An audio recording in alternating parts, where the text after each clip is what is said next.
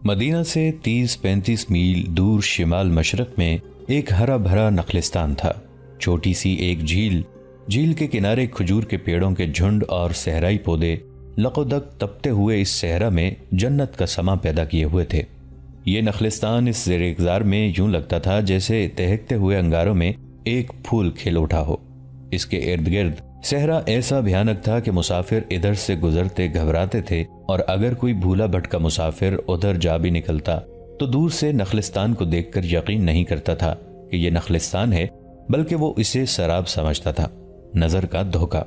نخلستان تو اس ریگزار میں بہت تھے، لیکن اس جیسا کوئی نہ تھا، اور ایک پہاڑی ادھر بھی تھی جدھر سورج غروب ہوتا تھا۔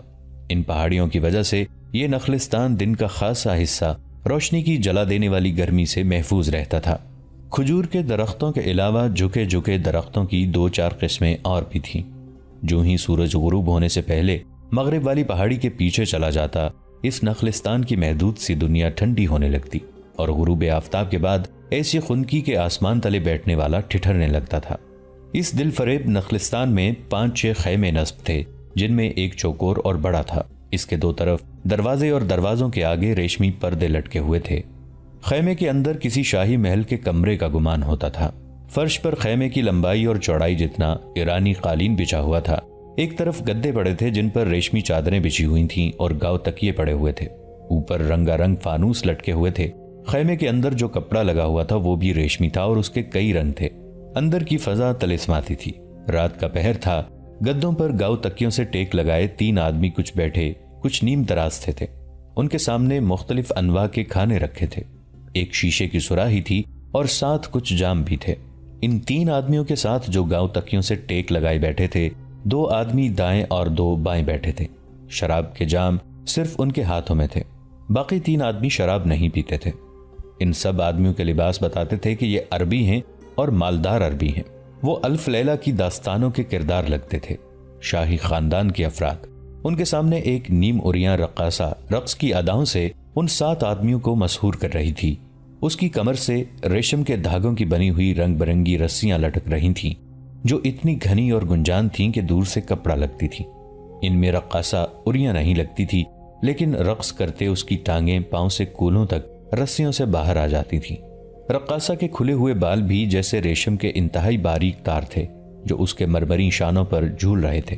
خیمے کے ایک کونے میں سازندے بیٹھے تھے، اور ان کے پاس رقاصہ کی عمر کی 2 لڑکیاں بیٹھی گا رہی تھیں۔ ایک ادھیڑ عمر عورت دف کی تال پر تالی بجا رہی تھی۔ رقص اچھل کود نہیں تھا، نہ دف اور سازوں نے واویلا بپا کر رکھا تھا۔ موسیقی مدھم اور خوابناک سی تھی، اور رقص ایسے جیسے رقاصہ پھندار ناگن کی مانند جھوم رہی ہو۔ اس کا تبسم سحر انگیز تھا، گیت رومانی تھا۔ اس کے الفاظ اور سرتال ایسی جیسے خیموں سے کچھ دور بیٹھے ہوئے اونٹوں اور بندھے ہوئے گھوڑوں پر بھی وجد طاری ہوا جا رہا ہو۔ رقص جاری رہا، شراب چلتی رہی۔ خیمے میں بیٹھے یہ 7 آدمی جھومتے اور خاموش اشاروں سے داد دیتے رہے، اور جب رقاصہ نے جھک کر ہاتھ ماتھے پر رکھا تو گاؤ تکیے کے ساتھ بیٹھے ایک آدمی نے ہاتھ سے اشارہ کیا کہ رقص کی محفل برخاست ہوئی ہے۔ رقاصہ یوں خیمے سے جھکی جھکی باہر نکلی کہ اس نے پیٹھ ان آدمیوں کی طرف نہ کی۔ گانے والیوں کا اور سازندوں کا انداز بھی یہی تھا۔ اب کام کی کچھ باتیں ہو جائیں۔ گاؤ تکیے کے ساتھ لگے درمیان والے آدمی نے گاؤ تکیے سے آگے ہو کر کہا، دن کو ہم کسی نتیجے پر نہیں پہنچ سکے تھے۔ ہم خوش تھے کہ محمد کے اس دنیا سے اٹھ جانے کے بعد مسلمان پھر قبیلوں میں بٹ کر بکھر جائیں گے، اور ہم انہیں ایک بار پھر ایک دوسرے کا دشمن بنا کر جاہلیت کے اسی دور میں پہنچا دیں گے جہاں سے انہیں ان کے رسول نے نکالا تھا۔ پھر ان کے خلاف ہر طرف بغاوت شروع ہو گئی تھی، جسے یہ لوگ ارتداد کہتے ہیں۔ ہم اس وقت اور زیادہ خوش ہوئے کہ اب اسلام ان باغیوں کے ہاتھ ہمیشہ کے لیے عرب کی ریت میں دفن ہو جائے گا۔ لیکن اس بوڑھے ابو بکر نے ایسا طوفان کھڑا کیا کہ مسیلمہ اور مالک بن نویرہ جیسے طاقتور باغی ان چند ایک مسلمانوں سے شکست کھا گئے۔ ابو سلمہ، دوسرے آدمی نے کہا، اسلام کے یہ باغی اگر بغاوت سے پہلے متحد ہو جاتے تو کبھی شکست نہ کھاتے۔ نہیں ابن داؤد، ابو سلمہ نے کہا، وہ متحد ہوتے تو بھی شکست کھا جاتے۔ یہ کہو کہ مسلمانوں کے پاس خالد بن ولید اور ابو عبیدہ نہ ہوتے تو یہ باغی شاید کامیاب ہو جاتے۔ خدا یہودہ کی قسم، اگر ہمارا منصوبہ ان لوگوں نے قبول کر لیا اور ہماری باتیں مان لیں تو اسلام کا نام و نشان نہیں رہے گا۔ میں ایک بات کہوں ابو سلمہ، ایک اور آدمی بولا، تم کامیاب نہیں ہو سکتے۔ تم یہودی ہو اور تمہاری تاریخ میں صرف منصوبے ملتے ہیں، سازشوں کے منصوبے، قتل کرانے اور بھاگ نکلنے کے منصوبے۔ تمہیں میری بات سے رنج نہیں ہونا چاہیے، یہ نہ سمجھنا کہ میں نصرانی ہوں اس لیے یہودیوں کے خلاف بات کر رہا ہوں۔ تم کھل کر بات کرو اسحاق، ابو سلمہ نے کہا۔ ہم اس صورت میں ہی کامیاب ہو سکتے ہیں کہ ایک دوسرے کی خامیوں اور نقائص کی نشاندہی کریں۔ یہاں سوال میری ذات یا بنی اسرائیل کی توہین کا نہیں، ہمیں اسلام کا خاتمہ کرنا ہے، جس کے لیے بہترین وقت یہی ہے۔ تم چاروں نصرانی ہو اور ہم تینوں یہودی ہیں۔ میں اس وقت کو تصور میں لا رہا ہوں جب نصرانیوں اور یہودیوں میں اتحاد ہوگا۔ اب بات کرو۔ میرا مقصد کسی کی توہین نہیں، اسحاق نے کہا۔ میں کہنا چاہتا ہوں کہ بنی اسرائیل جنگ سے گریز کرتے اور میدان جنگ سے دور رہتے ہیں۔ اگر ہم نصرانیوں کی طرح تم لوگ بھی جنگجو ہو جاؤ اور یہودی اور نصرانی متحد ہو جائیں تو یہی ایک ذریعہ ہے اسلام کے خاتمے کا۔ بہت وقت چاہیے، ابو سلمہ نے کہا۔ کئی سال لگ جائیں گے دونوں قوموں کو قریب لاتے۔ ہمارے دانش مند بزرگ کہہ گئے ہیں کہ کسی قوم کو تباہ کرنا ہو تو اس کی قیادت کو بد کردار بنا دو، اور جو کردار سے دستبردار نہیں ہوتا اسے ایسے خفیہ طریقے سے قتل کرا دو کہ قاتل کا سراغ نہ ملے۔ کس کس کو قتل کرو گے؟ ایک اور نصرانی بولا۔ ابو بکر کو میں نے چند دن پہلے مدینہ میں دیکھا ہے، وہ اتنا بوڑھا ہو چکا ہے کہ دنیا سے جلدی اٹھ جائے گا، اسے قتل کرنے کی ضرورت نہیں، لیکن یہ سوچ لو کہ اس کے بعد ابن الخطاب آ گیا تو مسلمانوں کا محاذ اور مضبوط ہو جائے گا اور اسلام شام کی سرحدوں سے بھی آگے نکل جائے گا۔ میں نے جو جاسوسی کرائی ہے وہ یہ ہے کہ ان کا پہلا خلیفہ ابو بکر خالد بن ولید کو دمشق کی طرف روانہ کر رہا ہے۔ خالد بن ولید کی بات کرتے ہو؟ ابو سلمہ نے کہا۔ دعا کرو کہ ابو بکر کے بعد خلافت عمر ابن الخطاب کو مل جائے۔ ان کے آپس میں اتنے زیادہ اختلافات ہیں کہ خالد بن ولید ابن خطاب کے ہاتھوں گمنامی میں چلا جائے گا۔ میں نہیں مانتا، اسحاق نے کہا۔ میں اس وقت مدینہ میں تھا جب عمر کے اکسانے پر ابو بکر نے خالد بن ولید کو بطاح سے بلایا تھا، کیونکہ اس نے ارتداد کے ایک قائد مالک بن نویرہ کو قتل کر کے اس کی انتہائی خوبصورت بیوی کے ساتھ شادی کر لی تھی۔ خالد بن ولید جب مدینہ پہنچا تو سیدھا مسجد میں گیا، عمر وہیں تھا۔ ابن الولید کو دیکھتے ہی عمر اس پر برس پڑا اور اس قدر لان تان کی جو بیٹا باپ کی بھی برداشت نہ کر سکے، لیکن خالد نے برداشت سے کام لیا کیونکہ عمر اس سے بڑا تھا اور ابن الولید اسلام کی تعلیمات کا پابند تھا۔ اس نے اپنی بے عزتی برداشت کر لی لیکن عمر کی عزت رکھ لی۔ اس قوم میں جو خرابی پیدا ہو گئی ہے اسے ختم کرنا محال نظر آتا ہے۔ کیا تم کوئی آسان کام کرنا چاہتے ہو؟ ابو سلمہ نے کہا۔ اسی محال کو ہم نے آسان کرنا ہے۔ باتیں بہت ہو چکی ہیں، بہت دنوں سے ہم باتیں ہی کیے جا رہے ہیں۔ یہ حقیقت اپنے سینے پر لکھ لو کہ اسلام کی بے خونی کوئی آسان کام نہیں۔ ہم یہ کام میدان جنگ میں نہیں کر سکتے، نہ فوجیں اسلام کے خلاف کوئی کامیابی حاصل کر سکتی ہیں۔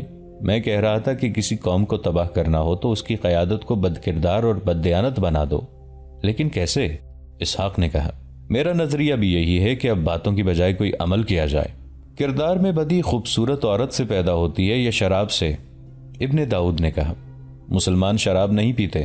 کیا تم نے دیکھا نہیں تھا کہ ایک روز ان کے رسول نے اعلان کیا تھا کہ آج سے شراب حرام ہے، تو پانی کی طرح شراب پینے والے اہل اسلام نے اسی وقت شراب کے مٹکے اور شراب کی سراہیاں باہر گلیوں میں اڈیل دی تھیں۔ وہ پیالے توڑ دیے تھے جن میں وہ شراب پیتے تھے۔ ہم تو یہودی ہیں، شراب نہیں پیتے۔ ان نصرانی بھائیوں سے پوچھو جو شراب کے رسیاں ہیں، انہیں کہو کہ شراب کی یہ سراہی اور یہ سامنے رکھے ہوئے جام اٹھا کر باہر پھینک دیں تو ہنس کر ٹال دیں گے یا کہہ دیں گے کہ ایک دو دنوں بعد ہم شراب سے توبہ کر لیں گے۔ یہ توبہ نہیں کریں گے، لیکن مسلمان نے آنے واحد میں توبہ کر کے دکھا دی اور شراب کو ام الخبائث قرار دے دیا۔ ابو سلمہ اس طرح ہنسا جیسے اس کے سامنے بیٹھے ہوئے یہ آدمی کم عقل اور طفلان مکتب ہوں۔ مسلمانوں نے شراب چھوڑ دی ہے، ابو سلمہ نے کہا۔ عورت کا نشہ برقرار رکھا ہے۔ ایک آدمی خصوصاً سرداروں نے کئی بیویاں رکھی ہوئی ہیں اور وہ خوبصورت اور جوان لڑکیوں کی تلاش میں رہتے ہیں۔ یہ نہ بھولو کہ خوبصورت اور جوان لڑکی ایک ایسی طاقت ہے جس نے بڑے بڑے جابر اور جنگجو بادشاہوں کے تاج اپنے قدموں میں رکھوا لیے ہیں۔ ہم مرد کی اس کمزوری کو استعمال کریں گے، اور یہ بھی دماغ میں بٹھا لو کہ جو لذت بدی میں ہوتی ہے وہ نیکی میں نہیں ہوتی۔ مسلمان اپنے رسول کے اس وعدے پر نیک اور پاک ہو گئے ہیں کہ اگلے جہان انہیں جنت میں داخل کیا جائے گا، جہاں حسن و جمال والی حوریں ملیں گی اور شہد سے میٹھی شراب ملے گی۔ ہم ان لوگوں کو دنیا میں جنت دکھا دیں گے۔ بات آپ کی ہی درست معلوم ہوتی ہے، ایک اور نصرانی نے کہا۔ لیکن مسلمانوں پر جنگ و جدل کا جنون طاری ہو چکا ہے۔ یوں پتہ چلتا ہے جیسے ان کا کسی اور طرف دھیان ہی نہیں۔ کرنا ہے تو یوں کریں کہ یہودیوں اور نصرانیوں کو تیار کریں کہ وہ ظاہری طور پر اسلام قبول کر کے ان کی فوج میں شامل ہو جائیں، اور میدان جنگ میں انہیں دھوکہ دیں اور ان کی شکست کا باعث بنیں۔ لیکن مجھے یہ کام بھی کچھ آسان نظر نہیں آتا، کیونکہ ان مسلمانوں میں صرف جوش جہاد اور شوق شہادت ہی نہیں بلکہ ان پر جہاد کا جنون طاری ہے۔ میدان جنگ میں اگر ان کا آدھے سے زیادہ لشکر مارا جائے تو باقی لشکر بھاگتا نہیں بلکہ پہلے سے دگنی طاقت استعمال کر کے اپنے مرے ہوئے آدھے لشکر کی کمی پوری کر دیتا ہے۔ یہ کام بھی وقت طلب ہے۔ ابو سلمہ نے کہا، یہ بھی آگے چل کر کریں گے۔ یہ تو تم سب کو معلوم ہے کہ ہمارے کئی آدمی مسلمانوں میں نظریاتی تخریب کاری میں مصروف ہیں۔ مسلمان اپنے رسول کی احادیث کے شیدائی ہوتے چلے جا رہے ہیں۔ انہیں کہیں سے یہ پتہ چلتا ہے کہ ان کے رسول نے یہ بات بھی کہی تھی تو فوراً لکھ لیتے ہیں۔ بنی اسرائیل کے یہ آدمی جن کا میں ذکر کر رہا ہوں، مسلمانوں میں من گھڑت احادیث مشہور کر رہے ہیں اور لوگوں نے انہیں صحیح احادیث میں شامل کرنا شروع کر دیا ہے۔ ہم نے بنی اسرائیل کے کچھ پڑھے لکھے آدمیوں کو اس کام پہ لگا دیا ہے کہ وہ قرآن کا مطالعہ کریں اور دور دراز کے مقامات پر جا کر مسجدوں کے امام بن جائیں اور مسلمانوں کے ذہنوں میں قرآن کی غلط تفسیریں ڈالیں۔ ہم یہ محاذ کبھی کا کھول چکے ہیں، اب ہم عورت کو استعمال کریں گے۔ تم جانتے ہو کہ ساتھ والے خیمے میں جو 3 لڑکیاں ہیں انہیں ہم تیار کر چکے ہیں۔ میں آج تمہیں یہی بتانا چاہتا تھا کہ یہ مہم فوراً شروع کرنی ہے۔ اس لڑکی کو ابن داؤد مسلمان کے روپ میں اپنے ساتھ لے جائے گا۔ ذرا ٹھہرو، میں اس لڑکی کو یہیں بلاتا ہوں۔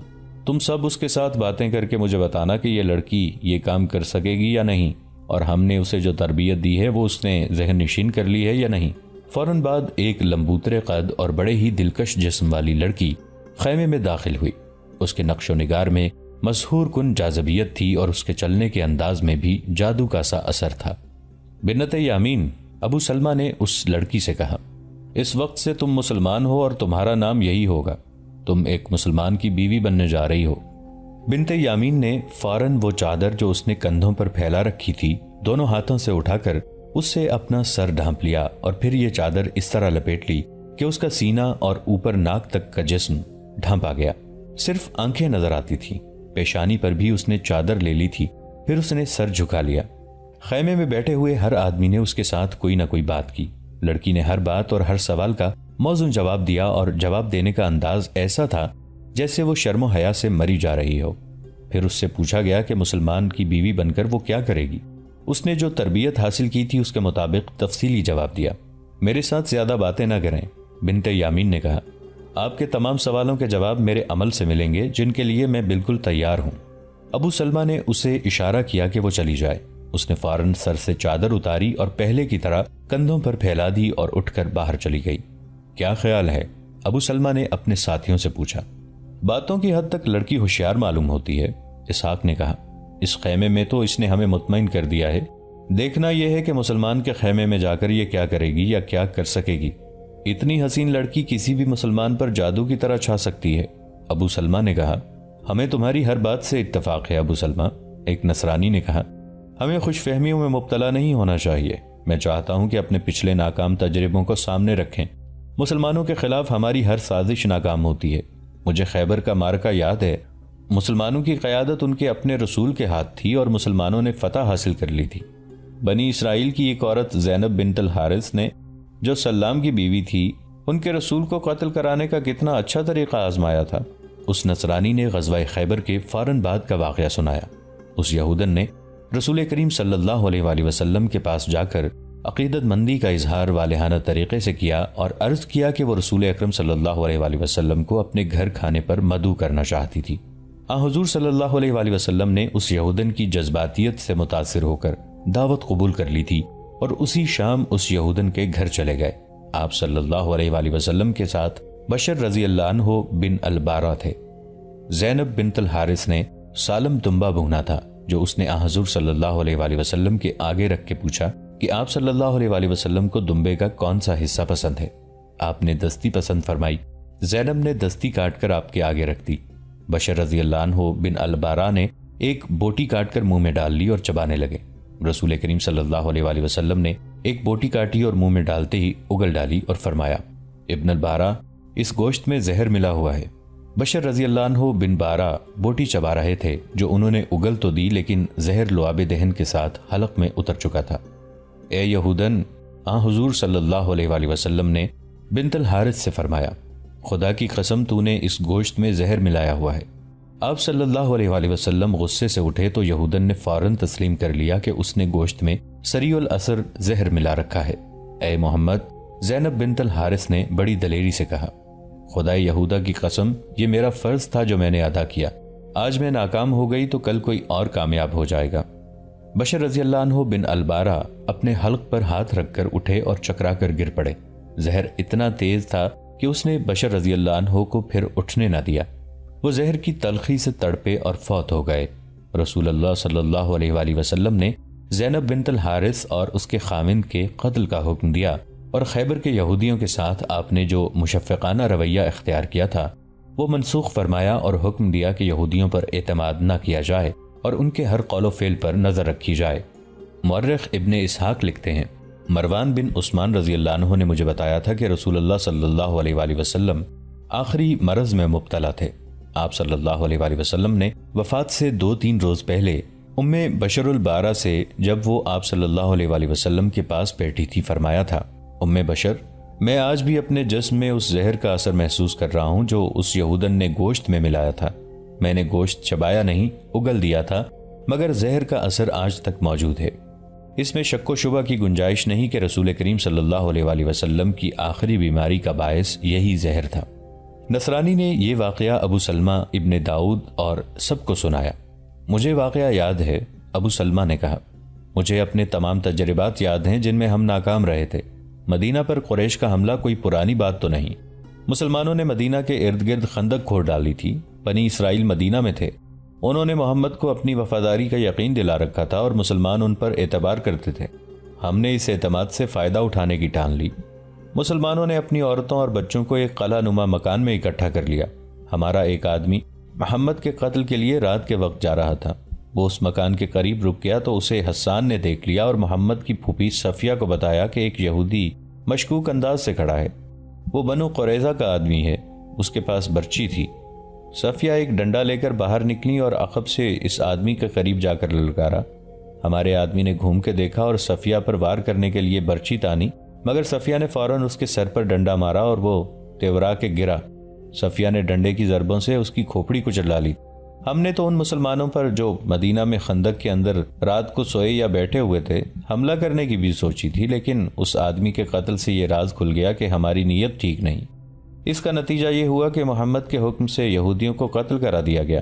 وہ وقت ہمارے لیے زیادہ موزوں تھا۔ ابن داؤد نے کہا، اس وقت خالد نے بھی اسلام قبول نہیں کیا تھا، اکرمہ اور ابو سفیان بھی مسلمان نہیں ہوئے تھے۔ یہ تینوں بڑے دلیر اور اثر و رسوخ والے آدمی تھے اور خندق کے معرکے میں مدینے کے محاصرے میں شریک تھے، لیکن محمد کی پھوپھی صفیہ نے بنو قریظہ کے اس آدمی کو قتل کیا تو ہمارا منصوبہ بے نقاب ہو گیا۔ میرے رفیقو، یہ مت سوچو کہ پہلی ہی کوشش کامیاب ہوا کرتی ہے، ناکامیاں مل کر کامیابی کی صورت اختیار کیا کرتی ہیں۔ اب ہم نئے منصوبے پر عمل کریں گے، بنت یامین کو کل بھیج دیں گے۔ میں یہ تمہیں بھی بتا دوں کہ ہم نے ایک مسلمان کو منتخب کیا ہے، ہماری امید ہے کہ وہ بنت یامین کے ساتھ شادی کر لے گا۔ جس مسلمان کا یہ یہودی ذکر کر رہا تھا وہ حبیب ابن کعب تھا۔ وہ مدینہ میں تجارت کے سلسلے میں جاتا رہتا تھا اور اکابر مسلمانوں کے مقربین میں سے تھا۔ ان دنوں وہ کچھ عرصے کے لیے اپنے گاؤں آیا ہوا تھا۔ اس کی 2 بیویاں تھیں جن میں سے ایک کسی لا علاج مرض میں مبتلا تھی۔ اسی کے علاج معالجے کے لیے گاؤں آیا تھا۔ اس کا گاؤں مدینہ سے 20 میل کے لگ بھگ دور تھا۔ یہودیوں نے سازشوں کا جال پھیلا رکھا تھا۔ بنو قریظہ کا ایک یہودی اس گاؤں میں آیا۔ وہ تجارت کی غرض سے آیا تھا۔ تجارت ہی یہودیوں کا پیشہ تھا۔ اسے پتہ چلا کہ مدینے کا ایک اہم آدمی آج کل اپنے گاؤں آیا ہوا ہے، تو اس یہودی نے اس کے ساتھ دوستی پیدا کر لی اور سوچنے لگا کہ اس شخص کو مسلمانوں کے خلاف کس طرح استعمال کیا جائے۔ اس کی ملاقات ابو سلمہ سے ہوئی تو ابو سلمہ نے یہ منصوبہ بنایا جس پر اب عمل ہو رہا تھا۔ اس یہودی نے، جس نے حبیب ابن کعب کے ساتھ دوستی پیدا کی تھی، حبیب کو ایک اور شادی کا مشورہ دیا اور اسے یہ بھی کہا کہ وہ اسے ایک بہت خوبصورت مسلمان لڑکی لا دے گا۔ حبیب شادی کے لیے تیار ہو گیا تھا۔ عام طور پر کہا جاتا ہے کہ عرب جسمانی آسودگی اور تعیش کے لیے زیادہ بیویاں رکھتے تھے۔ یہ صحیح نہیں۔ عرب دراصل زیادہ سے زیادہ نرینہ اولاد پیدا کرنے کے لیے زیادہ بیویاں رکھتے تھے۔ اس وقت طاقتور اسی کو سمجھا جاتا تھا جس کے بھائی اور بیٹے زیادہ ہوتے تھے۔ حبیب بھی انہی عربوں میں سے تھا۔ اس کی 2 بیویاں تھیں جن میں سے ایک کسی لا علاج مرض سے قریب المرگ تھی۔ وہ دوسری شادی کا حاجت مند تھا۔ حبیب کا یہ یہودی دوست اپنا تجارتی مال بیچ کے چلا گیا۔ کچھ دنوں بعد ایک آدمی چادر میں لپٹی ہوئی ایک جوان لڑکی کو ساتھ لیے اس کے گھر آیا۔ اس نے اپنا نام ابن داؤد ہی بتایا۔ اس زمانے میں عرب کے نصرانیوں، یہودیوں اور مسلمانوں کے نام ایک جیسے ہی ہوا کرتے تھے۔ ابن داؤد نے کچھ یہودی تاجروں کا حوالہ دیا۔ میں بہت ہی غریب اور لوٹا پٹا آدمی ہوں۔ ابن داؤد نے کہا، میں نے اسلام قبول کر لیا ہے۔ میرے قبیلے نے اسلام قبول کرنے پر مجھے مارا پیٹا اور لوٹ بھی لیا ہے اور قبیلے سے نکال بھی دیا ہے۔ بڑی مشکل سے اپنی اس بیٹی کو چھپا کر وہاں سے لایا ہوں۔ تمہارا دوست میرا بھی دوست ہے، میں تو اس کے ہاں پناہ لیے ہوئے تھا۔ اس نے مجھے بتایا کہ تمہیں ایک بیوی کی ضرورت ہے۔ میں اپنی بیٹی کو تمہارے پاس لایا ہوں۔ میں نو مسلم ہوں۔ مجھ پر ایک کرم تو یہ کرو کہ میری بیٹی کو اپنے عقد میں لے لو اور مجھے مدینہ میں کہیں نوکری دلوا دو، خواہ یہ کسی سردار کی غلامی ہی کیوں نہ ہو۔ اگر اپنے لشکر میں بھرتی کروا دو تو ساری عمر دعائیں دوں گا۔ حبیب نے شادی تو کرنی ہی تھی، لیکن اس نے جب ابن داؤد کی بپتا سنی تو وہ بغیر سوچے سمجھے شادی کے لیے تیار ہو گیا، اور جب اس نے لڑکی کو دیکھا تو اس نے اسی شام نکاح کا فیصلہ کر لیا۔ اگلے روز نکاح خاں کو بلا کر حبیب نے بنت یامین کو اپنے عقد میں لے لیا۔ ابن کعب ابن داؤد نے کہا، تم نے میرے سر سے اتنا بڑا بوجھ اتار پھینکا ہے جس کے نیچے میں اور میری بیٹی کی عصمت کچلی جا رہی تھی۔ میں کچھ دنوں کے لیے جا رہا ہوں۔ اگر تم میرے لیے کوئی ذریعہ معاش پیدا کر سکتے ہو تو مجھے بتاؤ کہ میں واپس یہیں آ کر تمہیں ملوں یا تمہارے پاس مدینہ آ جاؤں۔ اگر تمہارا کوئی اور ٹھکانہ نہیں تو تم میرے پاس رہ سکتے ہو۔ 10-12 دنوں بعد میں مدینہ واپس جا رہا ہوں، میرے ساتھ چلے چلنا۔ نہیں، ابن داؤد نے کہا، میں تم پر اپنا بوجھ نہیں ڈالوں گا۔ میں اب اپنا ٹھکانہ مدینہ میں ہی بناؤں گا جہاں مجھے مسلمانوں کا تحفظ حاصل ہوگا۔ پھر تم 10-12 دنوں بعد مدینہ میں میرے پاس آنا۔ حبیب بن کعب نے کہا۔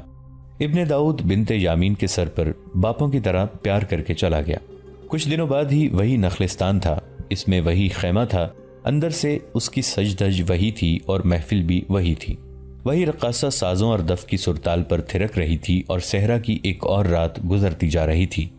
ابو سلمہ کے اشارے پر ساز خاموش ہو گئے، رقاصہ کا تھرکتا جسم ساکت ہو گیا۔ ابو سلمہ نے سر کو ہلکی سی جنبش دی تو رقاصہ اور سازندے خیمے سے نکل گئے۔ ابن داؤد کو آنا چاہیے تھا، ابو سلمہ نے کہا۔ آتا ہی ہوگا، اسحاق نے کہا۔ وہ کوئی بچہ تو نہیں، آ جائے گا اور مجھے امید ہے کہ کچھ کر کے ہی آئے گا۔ ہو سکتا ہے صبح آ جائے۔ یہ یہودی اور نصرانی پھر اسلام کی بے خونی کی باتیں کرنے لگے۔ ابو سلمہ پہ غنودگی طاری ہونے لگی۔ محفل برخاست ہونے ہی لگی تھی کہ گھنٹیوں کی آواز سنائی دینے لگی جو قریب آتی جا رہی تھی۔ ابو سلمہ چونک اٹھا، باقی سب کے بھی کان کھڑے ہو گئے۔ وہ آ رہا ہے، بیک وقت 2-3 آدمیوں نے کہا۔ ایک نصرانی دوڑتا ہوا باہر نکلا۔ صحرا کی شفاف چاندنی میں کچھ دور ایک اونٹ چلا آ رہا تھا جس پر ایک آدمی سوار تھا۔ اونٹ کے گلے میں بندھی ہوئی گھنٹیاں جل ترنگ کی طرح بج رہی تھیں۔ چھوٹے خیموں میں سے 2-3 ملازم بھی باہر نکل آئے تھے۔ نصرانی جو باہر نکلا تھا وہ اونٹ کی طرف دوڑ پڑا۔ تم ابن داؤد ہی ہو سکتے ہو، نصرانی نے بلند آواز سے کہا۔ تو اور کون ہو سکتا ہے؟ شتر سوار نے جواب دیا۔ قریب آ کر شتر سوار جو ابن داؤد ہی تھا چلتے اونٹ پر سے کود کر اترا اور نصرانی سے بغلگیر ہو گیا۔ ایک ملازم نے آگے ہو کر اونٹ کی مہار پکڑ لی اور اسے ادھر لے گیا جہاں دوسرے اونٹ بندھے ہوئے تھے۔ میں جانتا تھا تم آج رات آ جاؤ گے۔ ابن داؤد کے خیمے میں داخل ہوتے ہی ابو سلمہ نے کہا، آؤ بیٹھو، کچھ کھا پی لو اور بتاؤ کہ کیا کر کے آئے ہو۔ کیا دنیا میں ایسا کوئی انسان ہے جو اتنے خوبصورت اور قیمتی نگینے کو بلا قیمت قبول نہ کرے؟ ابن داؤد نے مسکراتے ہوئے کہا، وہ شخص جس کا نام حبیب بن کعب ہے کچھ میری باتوں سے اور زیادہ تر بنت یامین کو دیکھ کر آپے سے باہر ہو گیا تھا۔ آدمی کیسا ہے؟ اسحاق نے پوچھا۔ ہمارے کام آ جائے گا، ابن داؤد نے جواب دیا۔ میں نے ایک غریب اور مظلوم نو مسلم بن کر اس کے ساتھ ایسی باتیں کی کہ وہ میرے ساتھ کھل کر باتیں کرنے لگا۔ میں نے جب اسے کہا کہ میں ذریعہ معاش کی تلاش میں ہوں تو اس نے یہ کہا کہ یہ تو کوئی مسئلہ ہی نہیں، مدینہ کے بڑے سے بڑے آدمی سے بھی میں بات منوا سکتا ہوں۔ مختصر بات یہ ہے ابو سلمہ، جیسا مجھے بتایا گیا تھا وہ واقعی اثر و رسوخ رکھنے والا آدمی ہے اور قبیلوں کے سرداروں تک اسے رسائی حاصل ہے۔ ہم نے بنت یامین کے ذریعے اس سے جو کام کروانا ہے وہ اس سے ہو جائے گا۔ ابو سلمہ نے کہا، میں 3-4 دن بعد مدینہ کو روانہ ہو جاؤں گا۔ ابن داؤد نے کہا، اس نے مجھے کہا ہے کہ میں اس کے پاس پہنچ جاؤں۔ کیا اب ہمیں سو نہیں جانا چاہیے؟ بہت تھک گیا ہوں۔ سو ہی جائیں تو اچھا ہے، ابو سلمہ نے کہا، اور اس طرح یہ محفل برخاست ہو گئی۔ اگلے روز سورج سر پر آ رہا تھا۔ کھجور اور دیگر درختوں کا ایک گھنا جھنڈ تھا جس میں چھاتے جیسا سایہ کر رکھا تھا۔ جدھر سے ہوا آ رہی تھی ادھر ایک قنات درختوں کے تنوں سے بندھی تنی ہوئی تھی۔ اس نے صحرا کی گرم ہوا اور اس کے ساتھ اڑتی ریت کو روکا ہوا تھا۔ اس جھنڈ کے نیچے قالین بچھا ہوا تھا اور ابو سلمہ ابن داؤد، اسحاق اور ان کے ساتھی بیٹھے ہوئے تھے۔ نوکر ان کے آگے کھانا چن رہے تھے۔ ایک شتربان جو اونٹوں کو ذرا پرے لے گیا تھا دوڑتا آیا۔ آقا، شتربان نے ابو سلمہ کو اطلاع دی، دور ایک گھڑ سوار آتا نظر آ رہا ہے، کوئی مسافر نہیں لگتا، گھوڑے کی رفتار خاصی تیز ہے اور اس کا رخ ادھر ہی ہے۔ یہ سب اٹھے اور قنات کے اوپر سے اس طرف دیکھنے لگے۔ گھوڑا اور سوار صاف نظر نہیں آ رہے تھے۔ تپتی ہوئی ریت سے غیر مری سی بھاپ اٹھ رہی تھی اور اس میں گھوڑے اور سوار کے خدوخال یوں نظر آ رہے تھے جیسے جھیل کے ہلتے پانی میں کنارے کے عکس نظر آتے ہیں۔ یہ صرف صحرائی لوگ ہی پہچان سکتے تھے کہ آنے والا گھڑ سوار ہے یا شتر سوار، کوئی اپنا ہی ہوگا۔ ابو سلمہ نے کہا، اس طرف سے گزرتا ہی کون ہے؟ وہ دیکھتے رہے۔ انہیں کسی قسم کا خوف نہیں تھا، وہ ڈاکو نہیں تھے، نہ ان کے پاس ڈکیتی کا مال تھا۔ وہ گھومنے پھرنے والے تاجر تھے جنہیں لٹنے کا ڈر ہو سکتا تھا، لیکن ان پر یہ شبہ نہیں کیا جا سکتا تھا کہ یہ کوئی رہزنوں کا خطرناک گروہ ہے۔ جوں جوں گھوڑا قریب آتا گیا اس کے خدوخال واضح ہوتے گئے۔ یوں معلوم ہوتا تھا جیسے گھوڑا شفاف پانی میں ڈوبا ہوا اندر ہی اندر چلا آ رہا ہو۔ تقریباً 100 گز فاصلہ رہ گیا تو صاف پتہ چلنے لگا کہ یہ گھوڑا ہے اور اس کی پیٹھ پر اس کا سوار ہے۔